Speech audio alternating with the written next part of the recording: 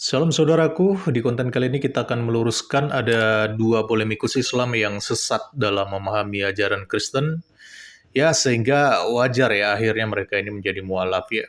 Polemikus itu adalah Irena Handono dan Doditan ya. Dan di dalam kontennya mereka membahas mengenai sosok Paulus dan mereka mencurigai Paulus ini sebagai sosok utama di balik berdirinya agama Kristen. Tapi apakah benar omon-omon mereka ini bisa dipercaya? Mari kita simak.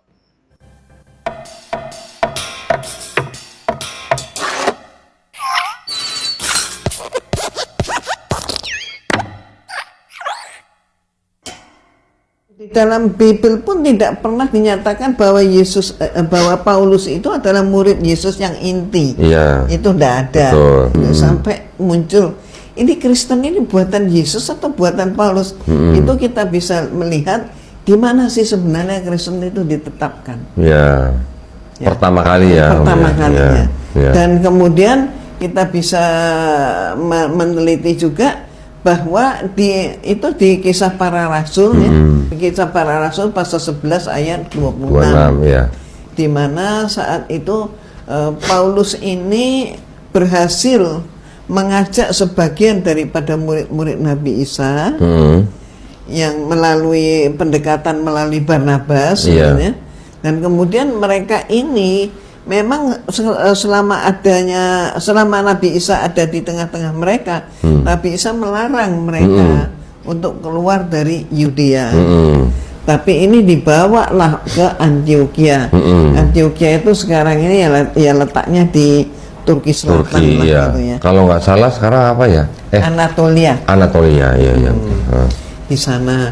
Nah kemudian mereka ini Paulus ini mengumpulkan murid-murid Yesus dan berikut dirinya di dalam rumah yang sama selama kurang lebih itu 1 tahun.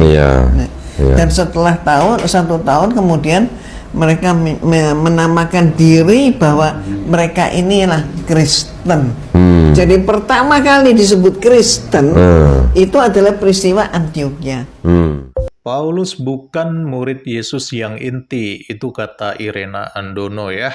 Jadi karena Paulus bukan merupakan murid Yesus yang inti, makanya banyak framing dari para polemikus yang mencurigai Paulus ini punya maksud terselubung bagi kekristenan gitu ya. Ya memang benar Paulus itu bukan merupakan bagian dari ke-12 murid Yesus yang inti ya. Karena pada saat Yesus masih ada di dunia, Paulus itu masih merupakan seorang yang belum bertobat dan percaya Yesus ya. Dia adalah seorang Farisi, dia benci kepada Yesus Kristus dan juga para pengikutnya.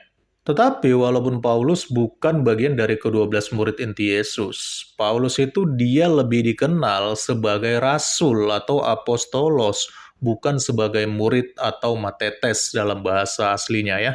Dan yang mengangkat Paulus menjadi rasul adalah Yesus Kristus sendiri melalui perjumpaan pribadi ketika Paulus dalam perjalanan di Damsyik pada waktu itu. Dan ini sekaligus menjadi titik balik dari seorang Paulus yang awalnya berambisi untuk membunuh dan memenjarakan para pengikut Yesus Kristus, akhirnya justru bertobat dan menjadi rasul Yesus Kristus.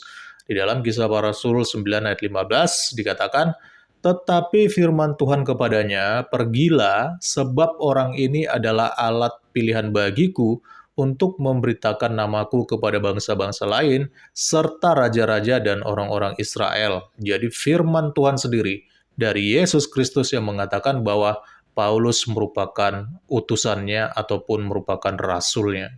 Lalu yang kedua, Irena Handono menuduh bahwa Pauluslah yang berhasil mengajak sebagian murid-murid Nabi Isa katanya ya.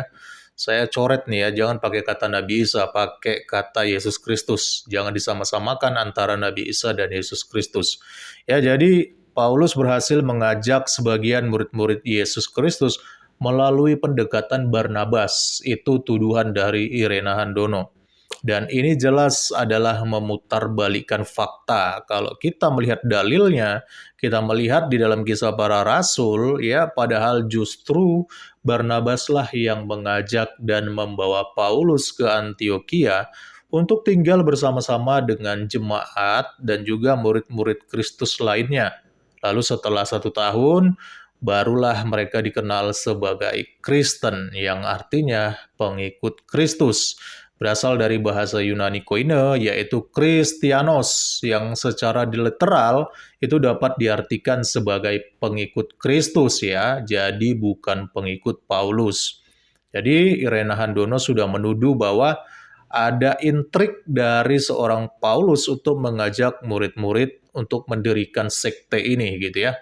Padahal justru Barnabaslah yang terlebih dahulu mengajak Paulus untuk bergabung ke Antioquia bersama dengan murid-murid dan jemaat yang ada di sana, dan barulah mereka menamakan diri mereka sebagai Kristen. Jadi di sini Irena Handono sudah memutarbalikkan kisah yang sesungguhnya.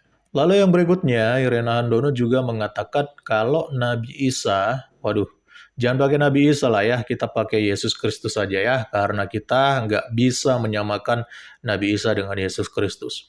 Jadi katanya Yesus Kristus melarang para murid untuk keluar dari Yudea, kata si Irena Handono. Ini jelas merupakan framing ya, dan ini tidak benar. Dan saya tahu Irena Handono ini pasti dia mau merujuk kepada Kisah Para Rasul pasal 1 ayat 4 yang berbunyi, pada suatu hari ketika ia makan bersama-sama dengan mereka, ia yang dimaksud di sini adalah Yesus Kristus ya. Ia melarang mereka meninggalkan Yerusalem dan menyuruh mereka tinggal di situ menantikan janji Bapa yang demikian katanya telah kamu dengar daripadaku. Jadi sebenarnya ayat ini sama sekali tidak mengidentifikasikan bahwa murid-murid Yesus dilarang keluar dari Yerusalem untuk selama-lamanya ya, tetapi ini hanya bersifat sementara sampai apa yang dijanjikan oleh Bapa itu akhirnya digenapi. Yaitu apa yang dijanjikan? Jawabnya ada di ayat selanjutnya, yaitu hari di mana turunnya Roh Kudus. Dan setelah Roh Kudus turun, maka di ayat ke-8 kita akan melihat kuasa Roh Kudus yang nanti akan mereka terima dan akan menyertai mereka untuk menjadi saksi-saksi Kristus, dimulai dari Yerusalem, seluruh Yudea, Samaria, bahkan sampai ke ujung-ujung bumi. Dan sekarang semuanya saat ini terlihatkan bahwa Injil akhirnya diberitakan di mana-mana di seluruh dunia.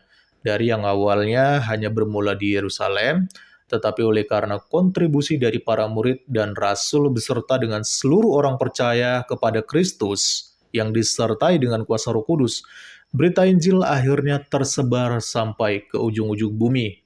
Jadi kalau ini bukan dari Tuhan, mustahil ajaran Kristen bisa tersebar sedemikian rupa dan sekarang menjadi mayoritas ajaran terbesar di dunia. Apalagi kalau kita melihat pada masa awal-awal penyebarannya ya, para murid dan rasul harus hidup di dalam tekanan. Bahkan banyak di antara mereka yang mati sebagai martir karena menyebarkan ajaran Yesus Kristus, yaitu ajaran yang menyelamatkan manusia dari dosa dan kebinasaan kekal.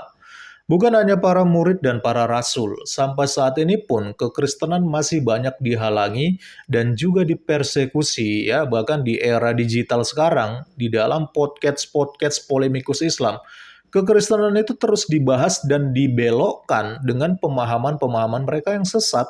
Tetapi itulah hebatnya kuasa Tuhan ya. Meskipun kekristenan dihambat, tetapi kekristenan akan terus merambat. Irena Handono dan John Ditan boleh saja terus berkicau untuk membuat narasi-narasi sesat tentang kekristenan. Tapi kelak, suatu saat mereka sendiri akan menuai upah dari perbuatannya sebagaimana tertulis dalam 2 Petrus 2 ayat yang pertama. Sebagaimana nabi-nabi palsu dahulu tampil di tengah-tengah umat Allah, demikian pula di antara kamu akan ada guru-guru palsu.